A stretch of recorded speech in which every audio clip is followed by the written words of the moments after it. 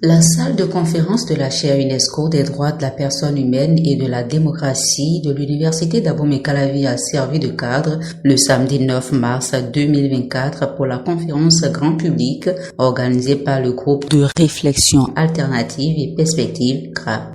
Sous le thème langage et emprise sociétale, cette conférence visait à sensibiliser la jeunesse béninoise sur les nuances et l'influence du langage dans la société contemporaine. Le GRAP, Groupe de réflexion alternative et perspective, ça fait bientôt plusieurs années que le GRAP existe, que le GRAP mène des conférences dans tous les domaines sur des thèmes divers, diversifiés, des thèmes pour éclairer.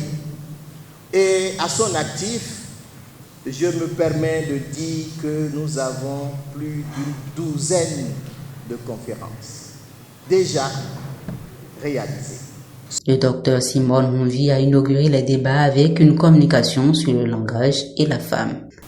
Que doit-on donc comprendre à travers le thème objet de notre présentation, le langage et la femme? Ne nous renvoie-t-il pas à examiner le langage de la femme? N'est-ce pas l'idée d'une représentation sociale de la femme à partir du trait de verbiage? À travers plusieurs époques et cultures, le bavardage serait devenu la marque d'une différence entre un univers masculin et un univers féminin, selon Venera Aibischer dans son ouvrage intitulé « Femmes et langage, représentation sociale d'une différence ». Enchaînant sur cette lancée, Dr Martial Patenon a exploré le langage juridique pour protéger, mettant en exergue l'importance de la clarté et de la concision dans la rédaction des textes législatifs. Il faut dire que le droit est à sa manière un langage. Et comme tout langage, sa fonction première est d'assurer la communication de la connaissance juridique.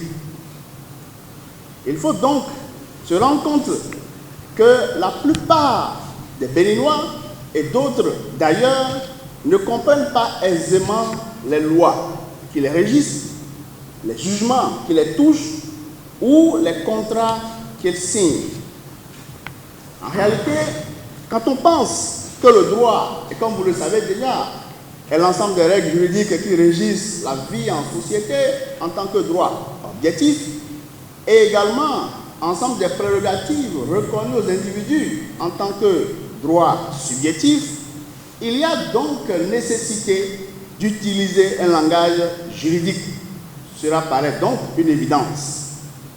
Pierre Mounvi, expert en gouvernance électorale et démocratie, a ensuite pris la parole pour analyser le langage politique, pour rassurer ou manipuler, et mis l'accent sur ses nuances et son impact sur la perception des citoyens.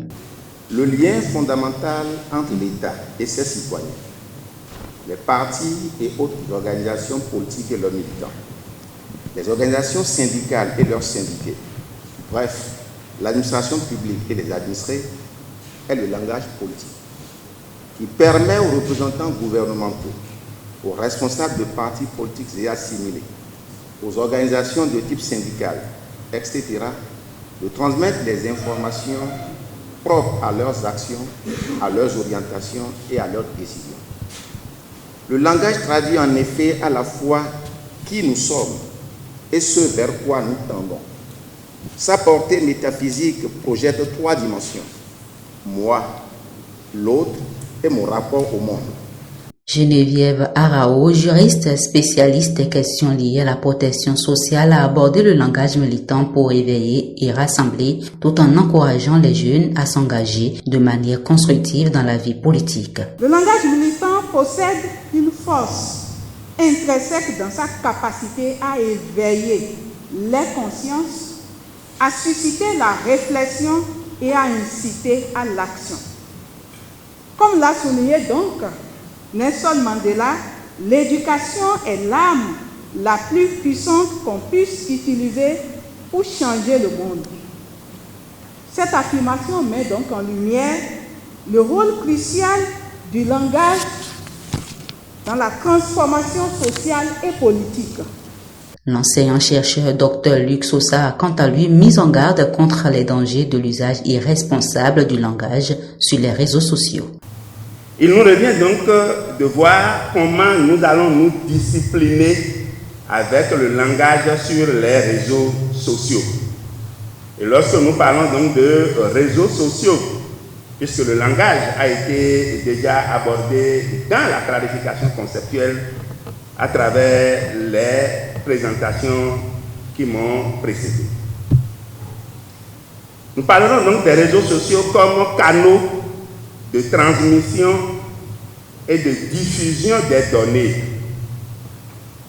Vous savez que la communication digitale sur les réseaux sociaux joue un rôle important aujourd'hui.